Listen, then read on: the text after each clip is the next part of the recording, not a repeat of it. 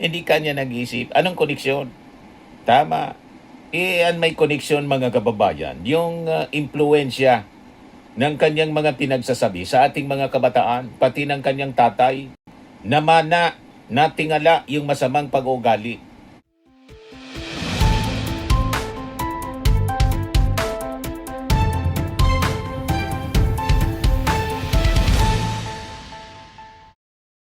Hello po mga kababayan, si Dante Maravillas. Sinupalpal ni Montolfo si Sara Duterte? Sinupalpal muli mga kababayan? Bakit niya Mr. Maravillas? Ito kasi yung sabi ni Sara noong June 23. This tragedy also exposes the failure of the government to recognize the importance of intelligence gathering and identifying threats before lives are lost. Yung nangyaring pamamaril, mga kababayan, ng dalawang kabataan, doon mga kababayan sa San Jose National High School, na nag-result sa pagkakamatay ng tatlong kabataan sa Tacloban City. Ayun, dumaldal na naman po si Sara. Biniblame yung ating gobyerno, yung Marcos administration. Yan Kaya sabi ni Montolfo, napakabobo na naman itong si BP Sara. Anong kinalaman ng intelligence gathering sa krimen na naganap sa isang paaralan? Columnist Ramon Tulfo criticized Vice President Sara Duterte over her statement linking the deadly school shooting in Tacloban City to what she described as the government's failure in intelligence gathering and threat identification. Sa kanyang social media post, Tulfo questioned the Vice President's remarks, arguing that intelligence operations had no direct connection to a crime committed inside a school. He also urged Duterte to be more careful with her statement, adding, bago naman bumitaw ng salita, dapat isipin niya muna ang kanyang sasabihin. The remarks came after Duterte said the tragedy exposed the government's failure to recognize the importance of intelligence gathering before lives are lost. Di ba? Basag na naman si Sara Duterte kay Tulfo. Hindi kanya nag-isip. Anong koneksyon? Tama. May koneksyon mga kababayan. Yung impluensya ng kanyang mga pinagsasabi sa ating mga kabataan, pati ng kanyang tatay, namana, natingala yung masamang pag-uugali. Namana yung culture of death, culture of hate, culture of violence mula sa kanila mismo na mag-ama. Kaya kung titingnan natin, si Sara Duterte mismo ang may pinakang may sala sa pagguho ng moralidad ng ating bansa. Ang kanyang mga marahas na retorika, pagbabanta ng assassination, direkta mga kababayan na pagpapakita ng kultura ng dahas, pati yung pakikipagsabuatan na sabi niya may kinontrata na niya kung papatay. Imagine that. Yan mismo yung sinasabi ng dalawang kabataan nag-uusap-usap kung paano sila re-respect doon sa mga sabing ng bully sa kanila. You see?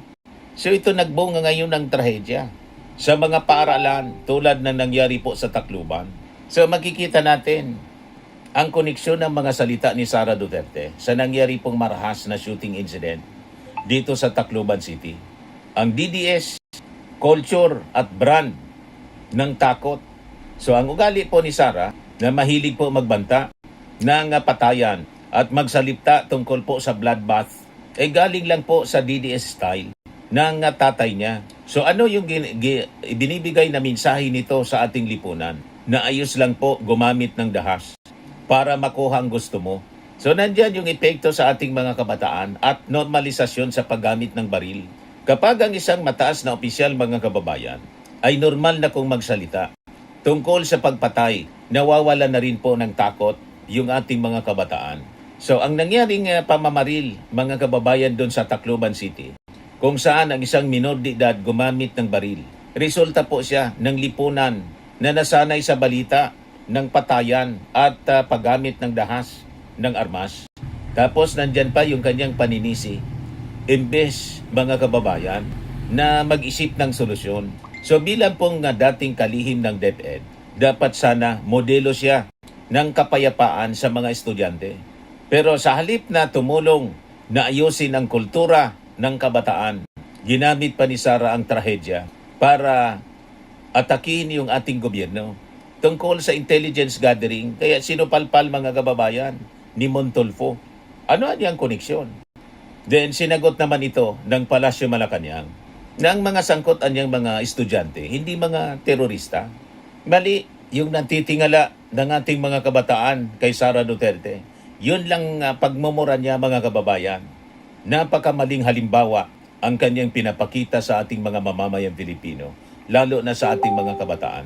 Sa kilos at sa kanyang mga pananalita. Sa kanyang mga press conferences, madalas magmura at magwala si Sara laban sa ating pamahalaan.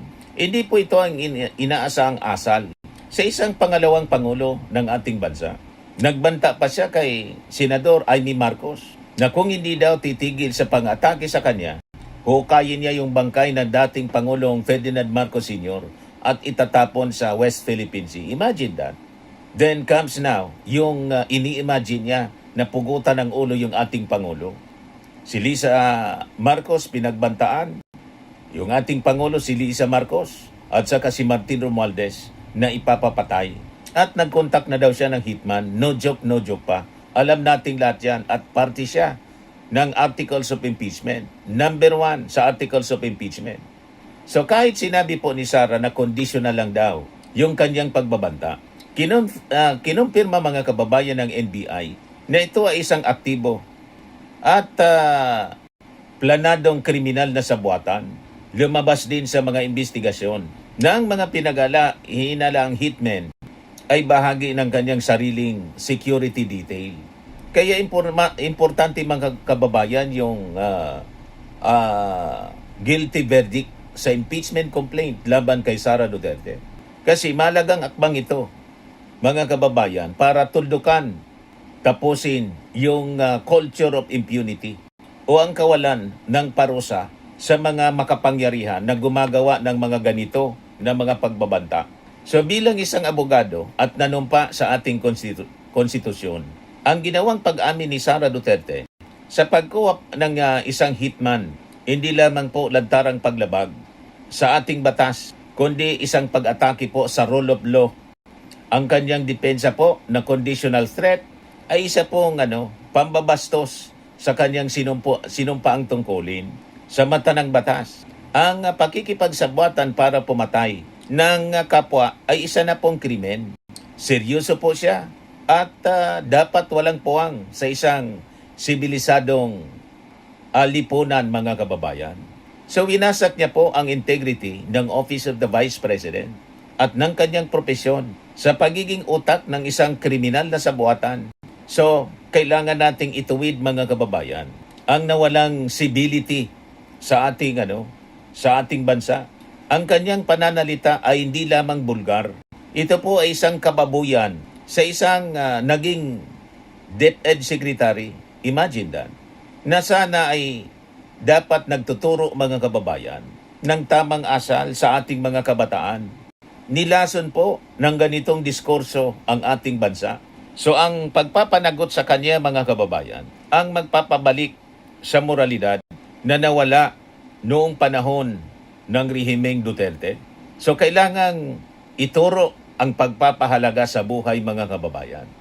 Kapag napatunayang guilty at naitama ng batas ang pag-uugali ng mga Duterte, muling matututunan ng ating mga mamamayang Filipino, lalo na mga kababayan ng ating mga kabataan, na ang buhay ng bawat tao ay mahalaga at hindi dapat dinadaan po sa sindak, baril o patayan ang mga problema. So ang hatol na guilty kay Sara Duterte, hindi lang po siya parusa sa isang kriminal na sabuatan. Ito po yung tanging paraan mga kababayan upang bawiin ng mga Pilipino ang nawalang moralidad. Itakwil ang kultura ng DDS na kill, kill, kill. At muling ituro sa ating mga kabataan na ang buhay po ng isang tao ay banal at mahalaga. So panahon na mga kababayan na bawat isa sa atin ay magtulong-tulong para maibalik ang tamang pag-uugali ng bawat Filipino at iwaksi ang culture of hate, culture of violence, culture of death, and culture of impunity. Sa mga naghanap ng malinis and spacious fitness gym, pumunta lang po kayo sa aming Colossal Fitness Gym. We also offer Grab Car Rental with our brand new 2023 model ng Toyota Innova. We also accept booking for those who are planning to travel via PAL, Cebu Pacific, and other airline companies, local and international, and bills payment for Meralco Bills, PLDT, Aleco Bills, etc.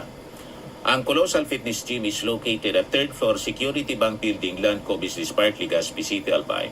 For inquiries, look for Chilon Maravillas. Contact number 0966-802-0949. Yan yung aming Innova.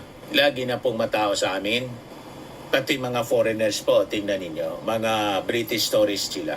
Ang lalaki ng katawan na, mga kababayan, nag-gym sa amin. Ito naman po, Indian National. Ito mga mga European sila. Ito naman yung bago naming product na binibenta online, Eye Glow Serum. Whitening po siya galing sa South Korea. Tingnan ninyo yung epekto sa aking anak na architect entrepreneur, Riz Maravillas. For inquiries, look for Riz Maravillas on FB. Ito naman po, Firmax Firming and Lifting Cream, tinapahid sa mga pulses in other affected area. Mainam po ito sa mga pains at paninigas ng mga kaso-kasuan. Ito po, Automax Radiant Serum. Sa mukha naman yung application. Anti-aging po siya. You will look 10 years younger than your age. Ito naman po yung bagong product naming binebenta online. I am Worldwide Amazing Pure Organic Barley Powdered Drink Mix from Australia. Mainam po ito sa mga cancer patients tulad nito po ni Yuli Tan, isang ovarian cancer survivor. Sabi niya, barley did not just save my life, it gave me a new life. In 2019, Yuli faced the fight of her life. Through surgery and harsh chemotherapy, I am Worldwide Amazing Pure Organic Barley became her source of strength. It boosted her immune system when she needed it most and gave her the energy to keep going. 100% organic siya, immune system booster, trusted by survivors. For your inquiries and orders, dumiretso na lang kayo sa aking anak na architect entrepreneur, Riz Maravillas. Sa mga mahilig naman po sa mga imported bags and wallets, dumiretso na lang kayo kay Ma'am Eileen Rosales, Eileen Closet, naka-base siya po sa Amerika. Yan yung kanyang online selling, live sa FB. Every Sunday po, 7 o'clock in the evening Philippine time.